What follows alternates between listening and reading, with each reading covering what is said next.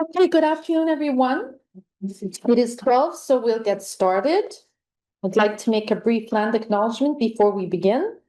McGill University is on land which has long served as a site of meeting exchange amongst Indigenous peoples. We acknowledge and thank the diverse Indigenous people whose presence marks this territory on which we now gather. So before we begin, just a brief reminder to enter your questions in the chat at the end of the presentation. And finally, please answer a brief survey that will be sent to you immediately after the rounds. This will let us know that you were present today. And finally, our speaker is courtesy of the Division of Respirology, and I would like to invite the chair of the division, Dr. Petrov, to please introduce our speaker. Thank you, Nadia. So it's a real pleasure to introduce Bryan Ross. Bryan is one of our most successful early career investigators in the respiratory division. He's a Clinician-Scientist, a holder of a F.R.C.P.C salary award. He has a background in his undergraduate training was actually in both physiology and epidemiology, and I think his work really nicely reflects the melding of those two areas, and his work is actually already being recognized both nationally and internationally. So in addition to that, he's the director of our clinical COPD program at the Montreal Chest Institute. So he's going to be talking to us about something that we as respirologists see all the time, and I think a lot of other physicians in the hospital, which is acute exacerbations of COPD. So take it away, Bryan. Thanks so much. Okay. Hi, everybody in the room. Hi, everybody online. Thanks so much for having me. So my name is Bryan, and the title of my talk today is Advancing the Standard of Care in COPD Towards Disease Stability, a brand new term in the field of COPD, and the elimination of acute exacerbation. So a very ambitious, aggressive title for where we are in COPD care now.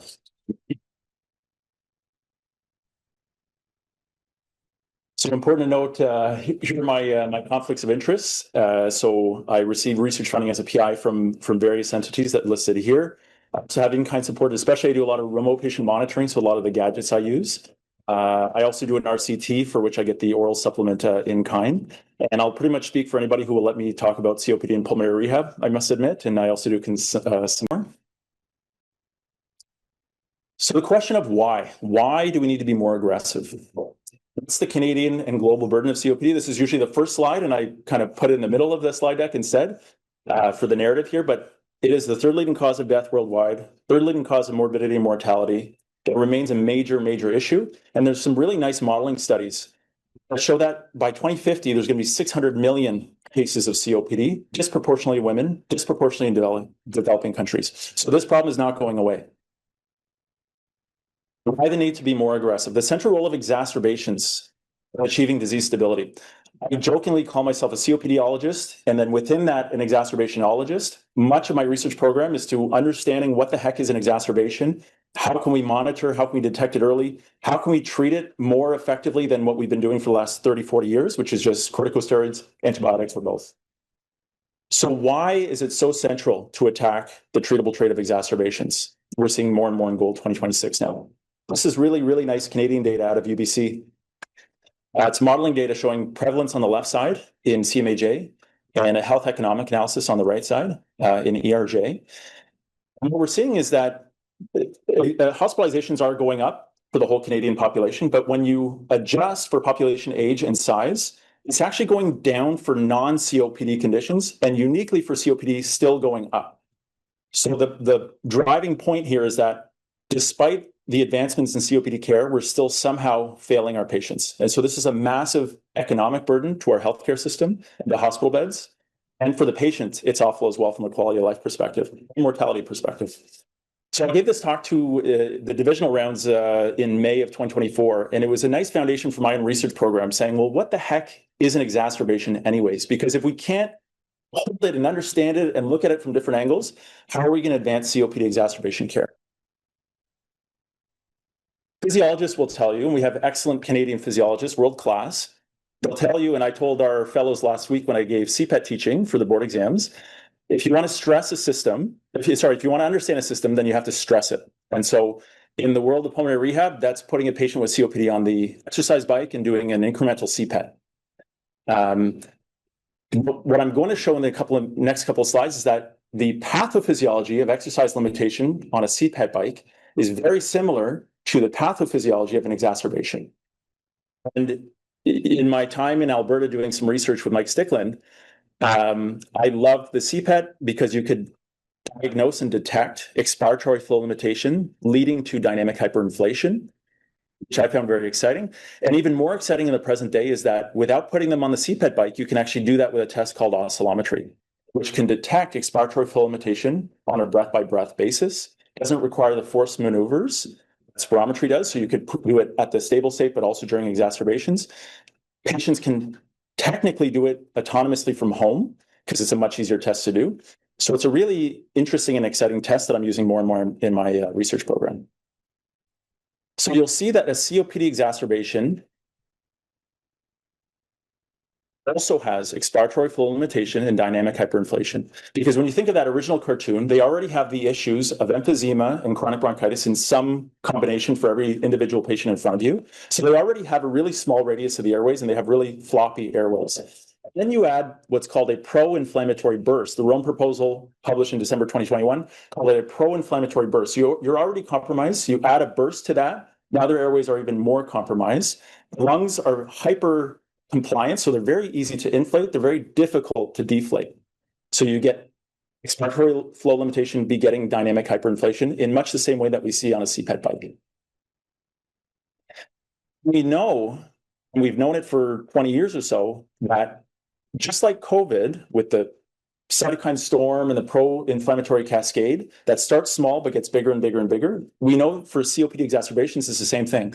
The earlier we can detect an exacerbation and either promptly remove them from the environment or remove the trigger or start an action plan, and the same exacerbation that would have been destined to go to the day hospital or the emerge, go to the ward, go to the ICU, and maybe even worse, could have been managed completely and safely by an outpatient action plan if started promptly. So this was the big game changer, I would say, in Gold 2022. This was published, I think, in December 2021, and it was the Rome proposal. So it was an updated definition and severity classification of COPD exacerbations. And this was really exciting to me as a clinician, but even more exciting to me as a researcher, because now I could sort of hold and handle and define this was an event, this was an exacerbation. And when I had a bucket of exacerbations, I could say this was mild, moderate, and severe in a much more objective way. This was the way we had been diagnosing and classifying exacerbations, an acute worsening of respiratory symptoms that results in additional therapy. There's no talk of mechanism there. Then when we classify mild, short-acting only, moderate, short-acting plus either corticosteroids and or antibiotics, severe, did they walk through the emerge, did they go up to the ward? So it's very non-mechanistic, very retrospective, and very much how did the clinician opt to treat the patient? So really, how can you study an exacerbation when you don't have those important key ingredients? Modern definition, ever since the Rome proposal, is that it's an acute event with symptoms worsening over a few days and up to 14 days. That's Sean Aaron's work out of Ottawa, and characterized by increased dyspnea and or cough and sputum that may be accompanied by tachypnea and or tachycardia. So now I'm starting to hear words that are much more objective and measurable, like tachypnea, tachycardia. It is often associated with increased local and systemic inflammation caused by infection, pollution, or other insult to the airways.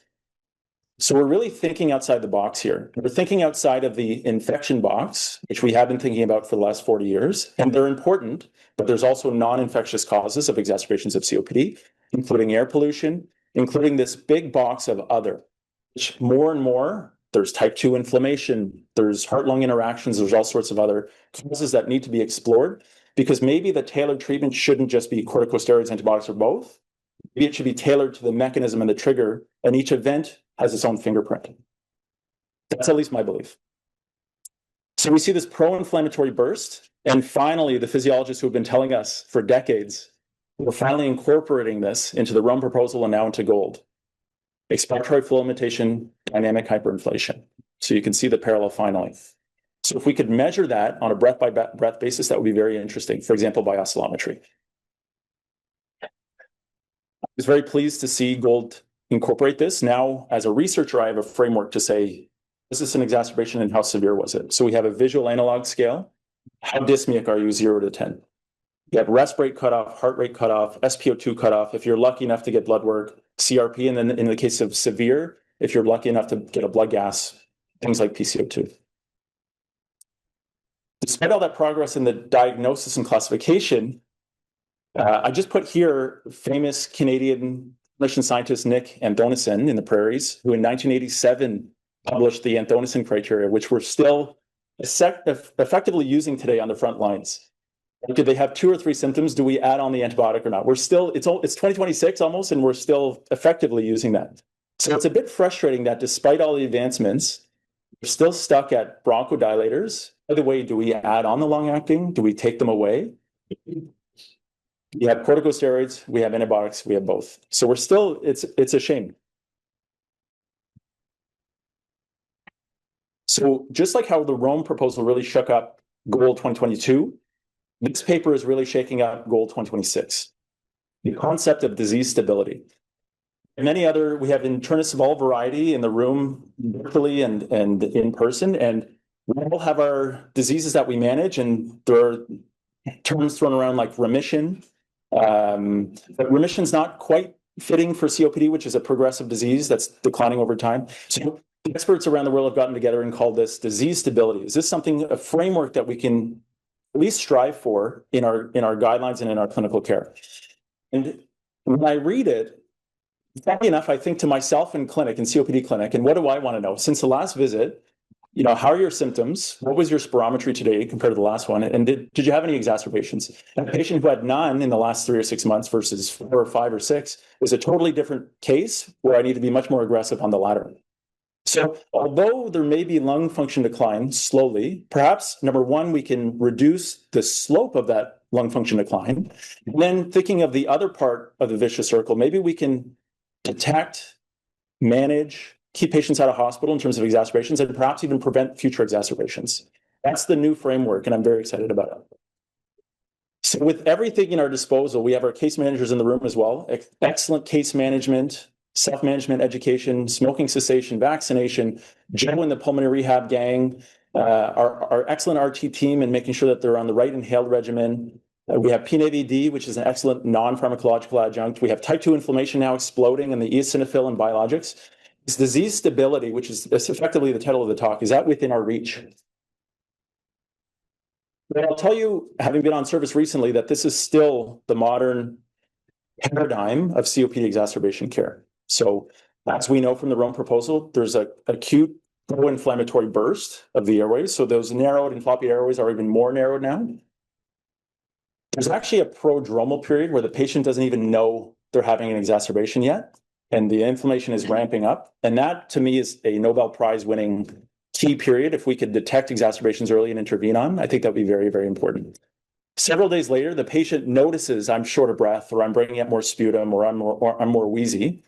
And then several days often, depending on if they've done pulmonary rehab, self-management, education, they may or may not present to care. We hope they do. Maybe they'll call their case manager. Maybe they'll present early. Maybe they'll promptly start an action plan appropriately. If they worsen, they'll end up in the emerge and in the ward. And as I said, ... COPD is the 3rd leading cause of death. So still we're stuck here. Despite all of our advances, we're still stuck here. So now shifting to the other half of the presentation, I think I've left myself enough time. The beauty of being a clinician scientist is to say, well, where are the really important gaps and where could we address those gaps? So for the next half of the slide deck, I've sort of binned these into therapeutic research in COPD, diagnostic and monitoring research in COPD, and mechanistic and understanding research in COPD. I hope I'm not just talking about my own program, but that it's actually illustrative to the current gaps in care. So this is actually verbatim out of my F.R.C.P.C application, including the diagram here. The goal of my research program is to better understand, prevent, and facilitate timely treatment of exacerbations with an emphasis on the severe COPD patient population. So let's go backwards. We'll start at the end and we'll go backwards. So how do we generate new evidence in COPD care? Let's start with therapeutic. So we have some distinguished colleagues in the room that put together the long-term NIV guideline. I recommend that in patients with stable severe COPD and chronic hypercapnic respiratory failure, suggestion of long-term NIV to improve survival. I've been around the block in terms of my training in Ontario and Alberta, and actually in many places, COPD is a contraindication backwardsly, even though, the last 20 years of RCTs. And so it's really great to practice in Quebec where we have the PNAVD, we have access to it. Even in that guideline, they talked about the future research needs. There's several unknowns remaining, requires further research. And even in Goal 2026, this is verbatim, chronic NIV may be of some use in a selected group of patients, however, systematic review was able to refute, or so very kind of lukewarm.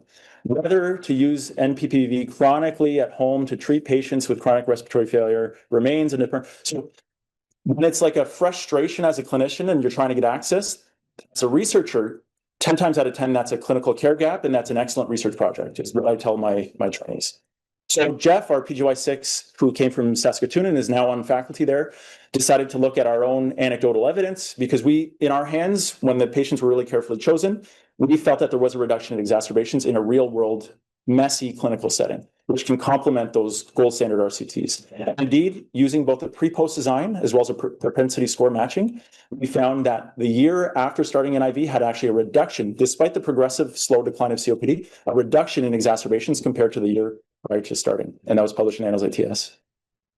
Giuliano is working on a study right now. This is a really interesting, we see a lot of the phenotype of chronic bronchitis and COPD in our clinics. And I'll tell you, the two major agents still in the present day that we have at our disposal is roflumilast, which is circled here, and N-acetylcysteine. And N-acetylcysteine is very benign, doesn't have too many side effects, but not terribly effective, honestly.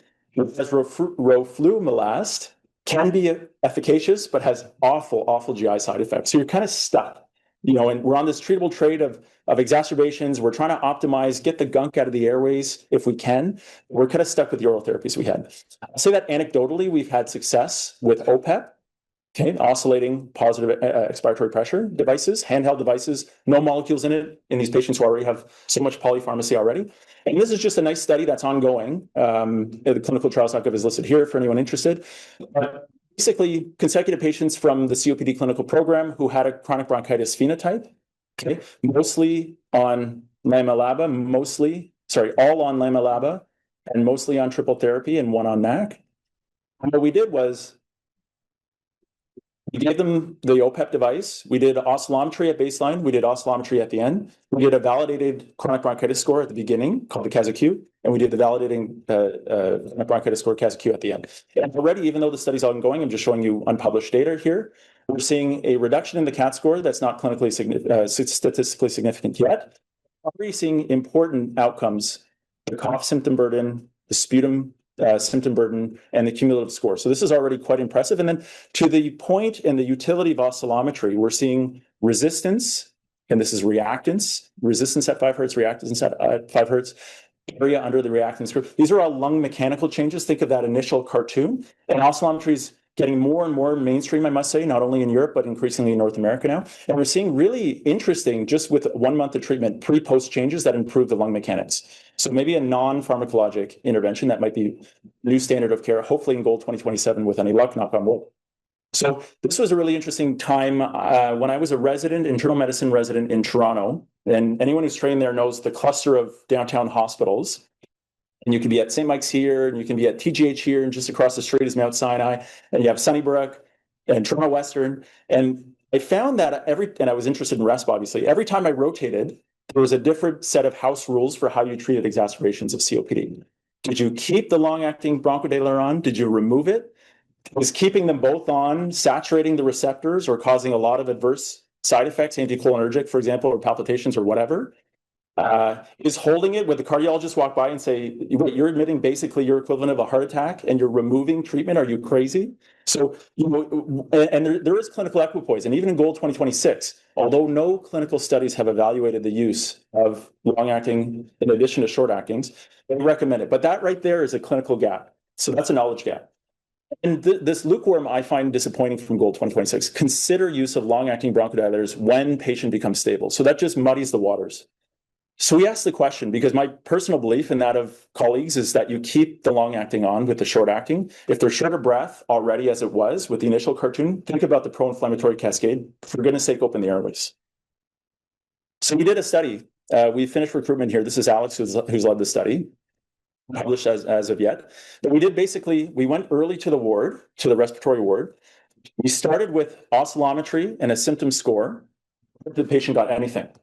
Then the patient, so we only selected patients who the treating clinician opted to add the long-acting and the short-acting. So then the patient got only the short-acting. We repeated again, oscillometry and a symptom score. And they got their long-acting on board, oscillometry and a symptom score. So what we've shown, and I didn't show the adverse events table, but it's very well tolerated to do so.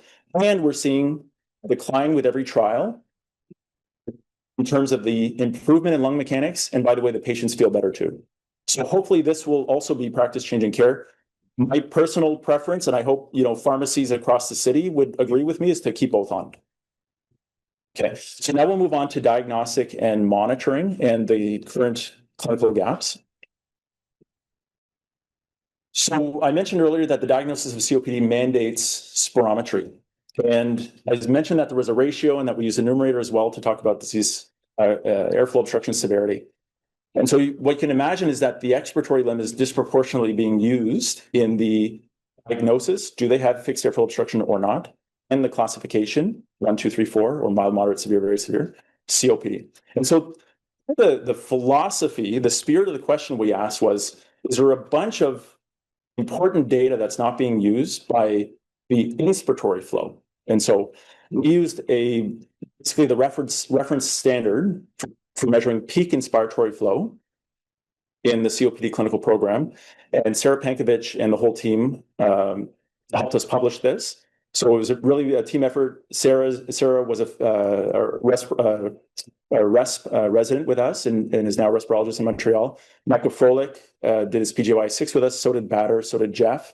Joanie, a nurse practitioner with us. Dorcas, the amazing RT lead. And then Jean and I run the COPD program. So it really was a team effort. And a really simple question, but a really important question. It actually started as a QI project. So never poo-poo QI projects because they can land in chess if they're clinically important, if they answer a clinically important question. Very simply, the stats weren't difficult here.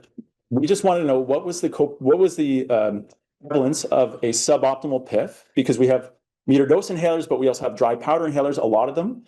And we're basically asking the question, if a patient is on triple therapy, are they actually on triple therapy? If their PIF is insufficient, then they're not actually on triple therapy. And so this was the way to measure it, this device.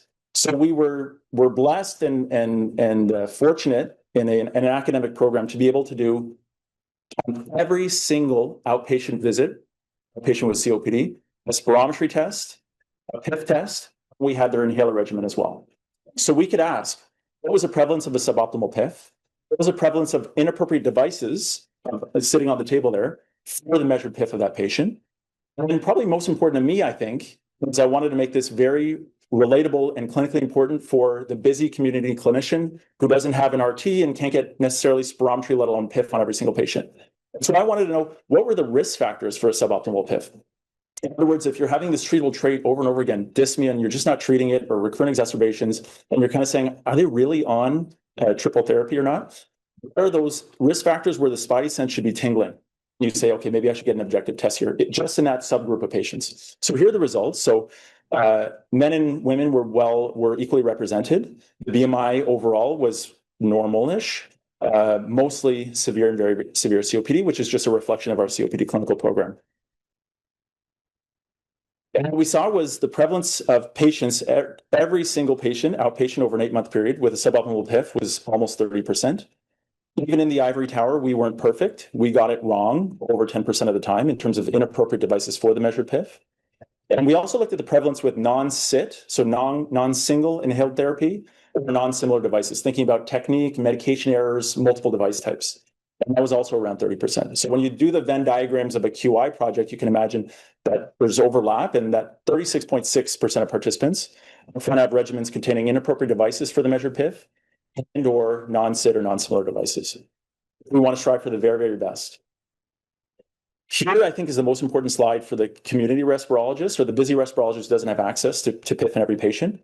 Well, 8% of males had a suboptimal PIF. 1 in 2 females in the COPD clinical program had a suboptimal PIF. That's crazy. I was doing the stats on a Friday night and that just jumped out on the screen. I said, this is crazy. So Risk factor number 1 for suboptimal PIF is female sex. Risk factor number 2, and it makes sense mechanistically through hyperinflation, that it's more severe your airflow limitation, the more prevalent a suboptimal PIF is. And risk factor number 3 is actually BMI, specifically the underweight BMI category. So if you see those risk factors in a patient who's not doing well, message is to get an objective test. I'm really pleased to say that I've been able to present this at invited rounds at UBC, at my alma mater of U of A, and virtually at U of Sask. So it's generated a lot of buzz, which is really great for us here at the MUHC.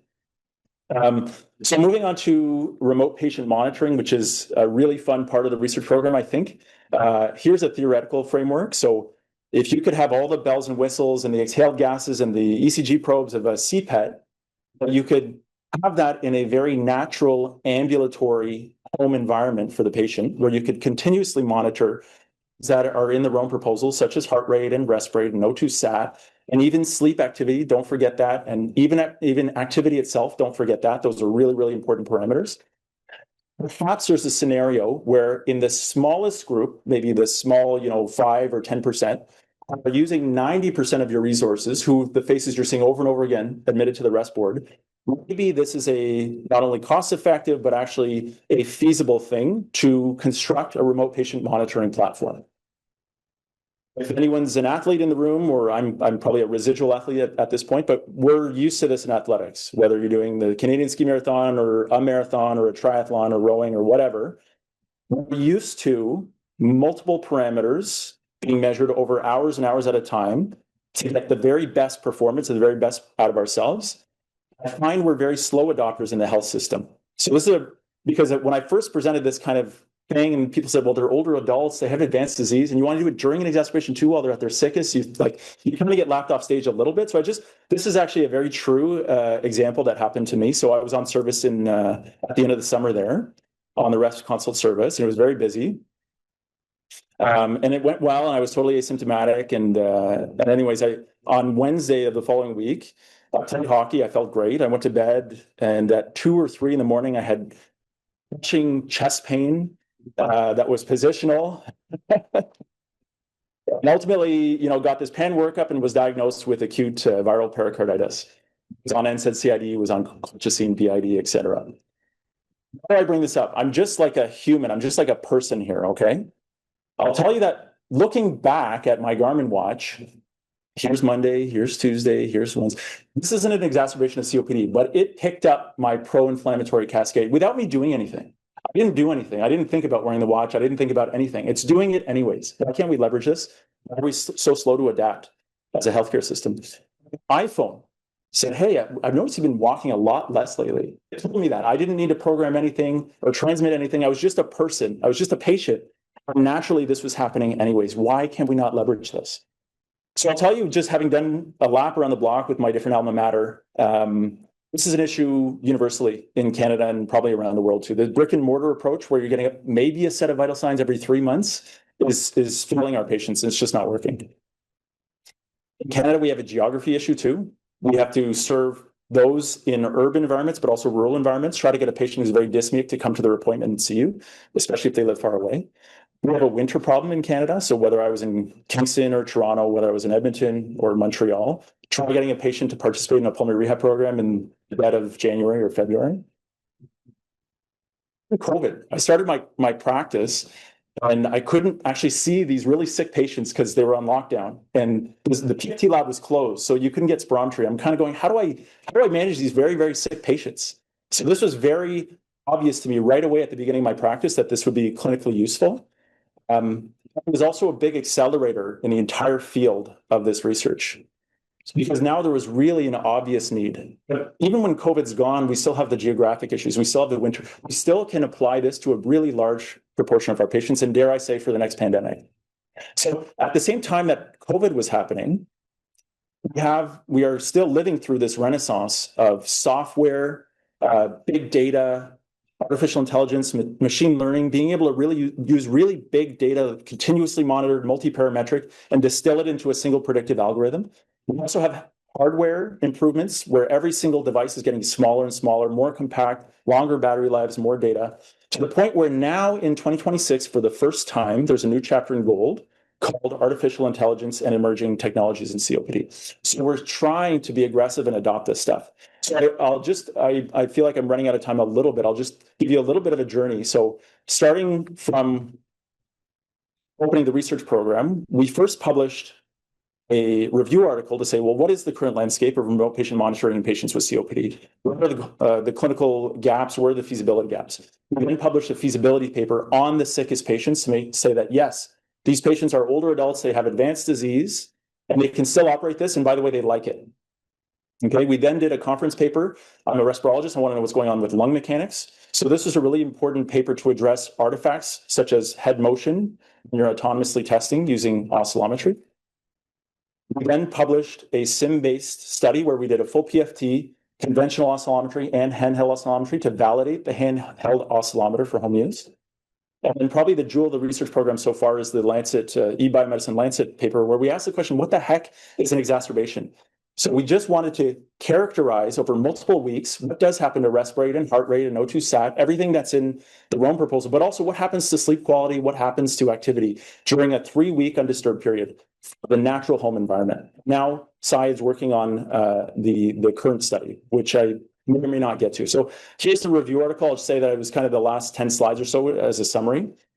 We found that the big gaps were feasibility. And so we published the feasibility paper showing that even older adults, mean age 66.8, everyone had either severe or very severe COPD. We didn't cherry pick because when you build a research program, you don't want to be on an unshaky foundation. We want the sick of the sick because that's who it should be applied with. And by the way, they measured really, really high quality respirate, heart rate, et cetera, activity, sleep from the home environment. And I'll just say also, by the way, that they loved it. That's really important. The patient has to love it. So the patient, after finishing the study, one patient said, well, where's that ring and wristband thing? I want to keep doing it. So they have to love it, and it has to be a natural thing, as I sort of illustrated with the pericarditis example. Really good inter-device correlation as well. I'll just say that the conference paper was really important because with a head motion artifact, which could happen, and we used a lot of this info into the patient instruction sheet and how we instructed our patients to use the home device, you can actually affect probably one of the more important outcomes, which is reactance at 5 hertz, to really get at what's going on with the smaller airway function in oscillometry. This is the validation study at the SIM. And again, compared to conventional oscillometry, we saw very nice concordance and agreement. And actually, it classified mild versus very severe COPD, one of its parameters of the handheld device, even better than all the others, including conventional oscillometry, to our surprise. And by the way, the patients loved it. And that takes us to the Lancet paper, the eBiomedicine Lancet paper. And I just want to show you, so we just went to the day hospital. Patients were presenting with an exacerbation. And we wanted to catch them relatively early-ish into their exacerbation. So we didn't take 4 or more days. If they were in the first 3 days of the action plan, if they took one, that was okay. We also used a symptom burden score daily, which could not only tell you symptom burden of a single day over a 21 consecutive day period, but also could tell you which exacerbations were resolved, versus who were persisting. So we could do subgroup analyses and also look at fingerprints. What is the fingerprint multiparametric of a patient who's not doing well and is doing well? Say a high risk discharge from eMERGE, for example. Pleased to see that the median duration of the action plan was only 1 day. So we were pretty confident that we were capturing most of the exacerbation through this study. Again, we weren't cherry picking. We wanted the advanced patients and older adults as well. We captured basically everything that's in the Rome proposal, other than blood work. But in addition, activity and sleep quality, which are really interesting markers. I'll just put this for the sake of time. The paper is published already, but these just illustrative graphs of what is happening over time, over a 3-week period with an exacerbation. It's a very important step for what we're doing now. And what we're doing now, and thank you very much to the MI4 for the really, really critical, important funding to do this. Every patient gets a biometric ring, a biometric wristband, and a handheld oscillometer. And now we're going for that Nobel Prize winning prodrome. And we pick it up, the exacerbation, before the patient even knows that they're having an exacerbation. Getting a daily symptom score with a VAS score that's in the Rome proposal, as well as a weekly exacerbation. In the last week, did you have an exacerbation and how was it treated? Surprisingly, just a couple of quick results. Asking a patient if they're tired outperforms the Anthonison criteria in terms of is this an exacerbation or not, which is very interesting. We're seeing 3 days before the actual start of an exacerbation, which we're calling the start of an action plan, outpatient action plan. We're seeing these subtle but very important changes in rest rate, in SpO2, in heart rate, a loss of variability, autonomic variability, which is important. Oscillometry, we're seeing important but subtle deteriorations in lung mechanical changes. This is X5. This is delta XRS, one of my favorites, which gives you breath by breath expiratory flow limitation. You see the spike at the exacerbation. REM sleep, which is Syed's favorite. Look what happens there, and I see our sleep physicians in the room. Exacerbation, exacerbation, exacerbation. This is REM sleep quality. And for those of us who love pulmonary rehab, physical activity, step count, exacerbation, exacerbation, exacerbation. That's the nadir. Okay. In the last minute or two, I'll just talk about where we are now and where we're excited to be going. So we're looking at what the heck is an exacerbation in terms of the triggers, the fingerprints. They're not all equal, so perhaps they shouldn't be treated all the same. We published a couple of papers on, even in Canada with quote unquote clean air, subtle fluctuations in air pollution actually do seem to precipitate exacerbations of COPD.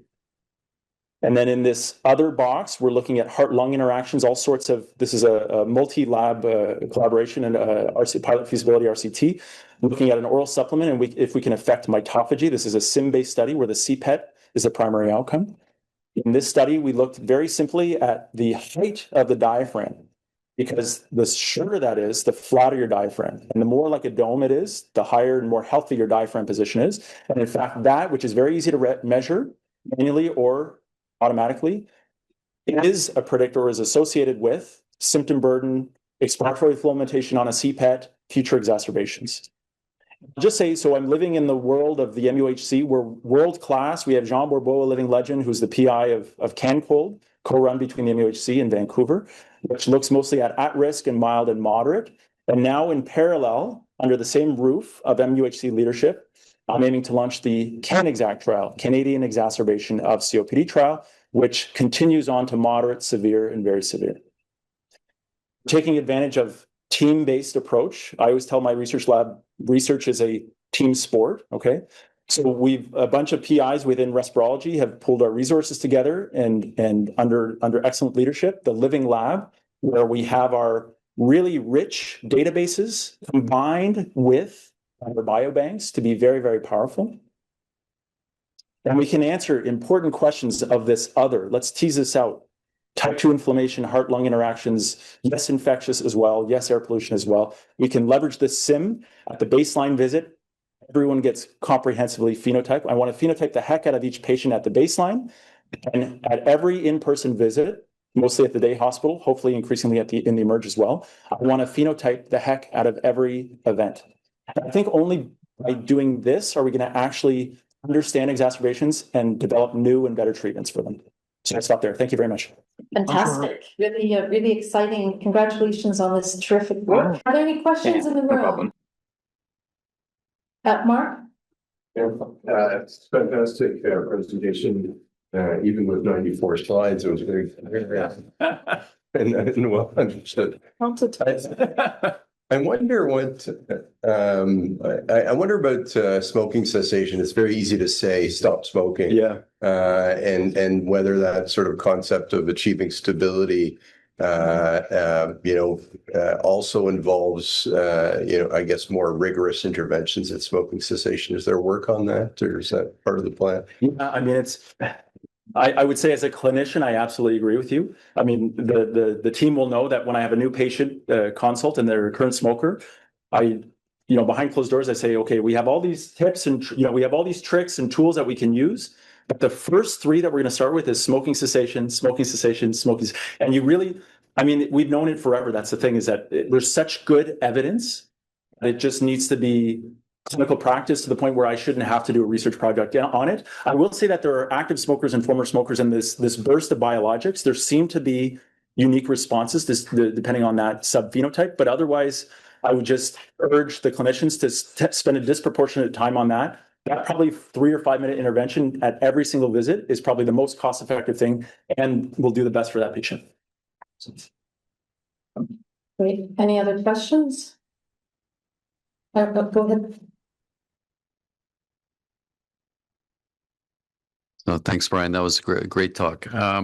So at the beginning of your talk, you kind of alluded to the fact that when you have an exacerbation, you don't sort of get back to where you were initially, right? Do we know more about that? I mean, how many percentage, what proportion of patients actually experience that, and is it reversible if let's say you get corticosteroids as opposed to just getting antibiotics, or what have you? I mean, because it's a very important phenomena, and I'm not sure we at least I don't know understand very much about what's going on there.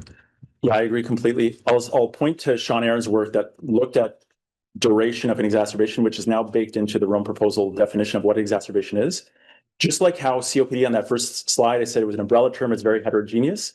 It seems that every exacerbation is also very heterogeneous as well. They can be short, they can be long, they can be protracted. They can have kind of these like episodes that ride one another, and you say, okay, well, you just finished the action plan. Now it's 2 days later, they're still, and you start a new one. Was that all the same exacerbation, or is that two different? How do you count that as a researcher, for example? So it's very heterogeneous. The evidence we know is that the earlier you start it, the more mild course and trajectory it's going to have. I think that's about all I can say about it. Maybe a prospective longitudinal cohort is the way to answer that kind of question.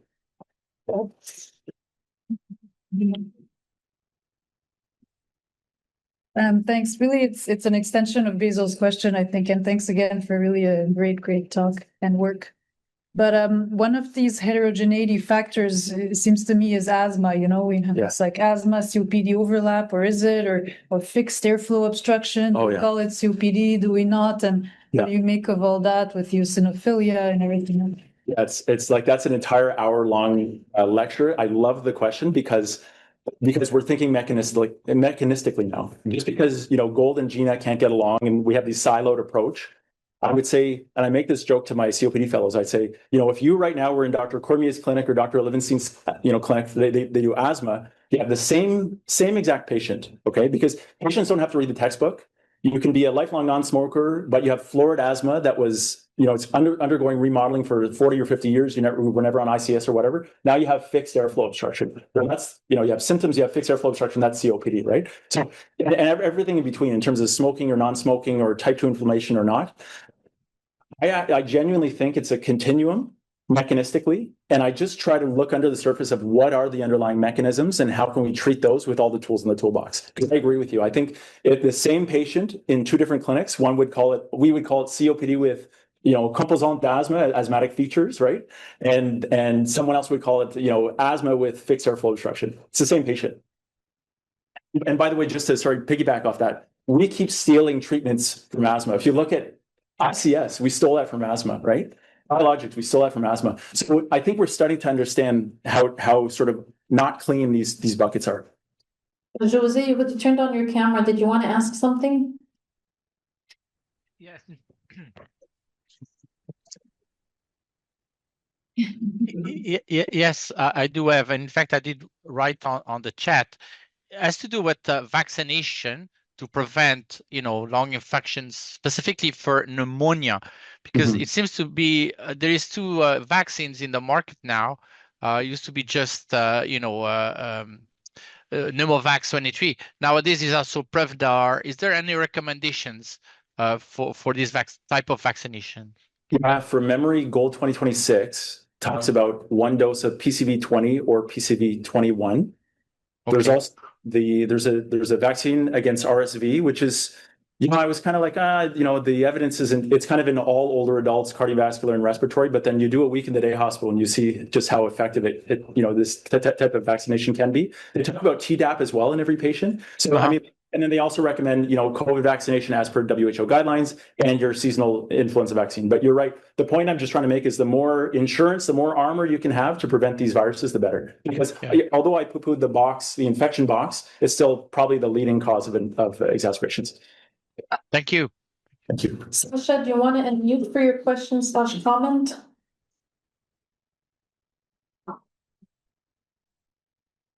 Thank you so much. I wrote a bunch of compliments in the chat box, but my question was about, it seems to me that maybe you have many opportunities also, as we all do, to, as we improve quality care, to also look at how the care that we give affects the planet. And so if you're monitoring and providing care at home, that seems to me that like maybe a good opportunity to decrease the carbon footprint compared to admission, but I'm not sure. Have you thought about that? Sorry, I had a bit of trouble here. Yeah, I think she's talking about the carbon footprint, treating patients from home. Have you looked into that? Oh, I see what you mean in terms of the exacerbations, right?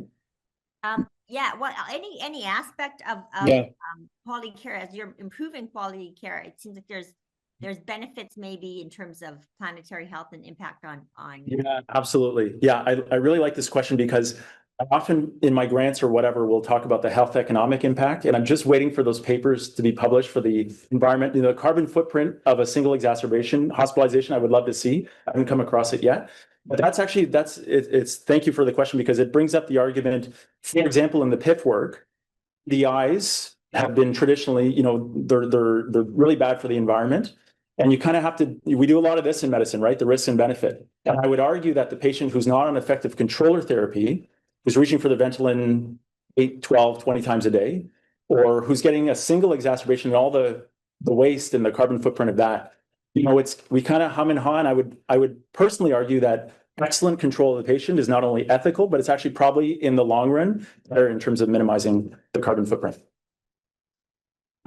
Fantastic. I think there's no other questions right now. There's a lot of really positive comments, really fantastic lecture. Congratulations on your work. And I think we should see you back here again next year for an update on this. So thank you so much for sharing this with us. Thank you. Everyone for joining me.